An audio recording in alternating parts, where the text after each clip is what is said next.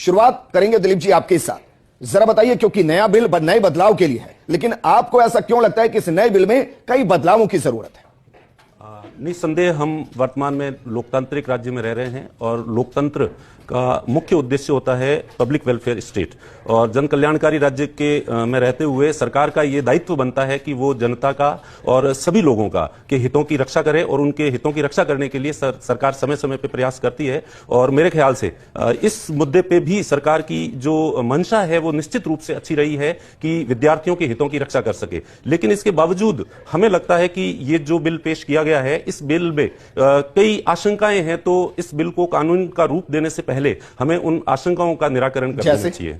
जैसे मुझे लगता है कि सबसे पहली चीज तो ये जो बिल है, इससे नौकरशाही को बहुत ज्यादा शक्तियां मिल जाएगी, और नौकरशाही की ये जो शक्तियां हैं वो कहीं ना कहीं कोचिंग संस्थाओं पर नियंत्रण का हथियार जो है वो बन सकती है। पहली बात तो ये। दूसरी बात, मुझे लगता है कि इस बिल को लाने का जो उद्देश्य था, जो मूल उद्देश्य था, वो ये था कि जो कई जगह पे कुछ बच्चों ने आत्महत्याएं की, जो कि बहुत ही दुखद है, और हम सबको इस चीज की बहुत चिंता है कि आत्महत्याएं जैसी चीजों को रोका जाना चाहिए। तो उस उद्देश्य से ये बिल लाया गया था। लेकिन मुझे कहीं ना कहीं लगता है कि जो मूल उद्देश्य था इस बिल में, उसको एड्रेस नहीं किया गया है, उस पर इतना ध्यान नहीं दिया गया है जितना कि कोचिंग संस्थाओं पर नियंत्रण कैसे स्थापित किया जाए। क्योंकि आत्महत्याओं के पीछे जो मूल कारण होते हैं, सबसे पहले सरकार को उन कारणों की जांच की जानी चाहिए, पता लगाया जाना चाहिए कि किन कारणों से जो है वो आत्महत्या हो रही है, उसके अनुरूप फिर कुछ उपाय जो है किए जाने चाहिए। बिंदुवार समझना चाहता हूं भाई, ऑब्जेक्शन क्या है? ये तो सच है कि भाई बच्चे वर्सेस शिक्षक का एक रेशो होना चाहिए, बच्चों को एक अच्छा एटमॉस्फेयर होना चाहिए, तनाव मुक्त एजुकेशन होनी चाहिए,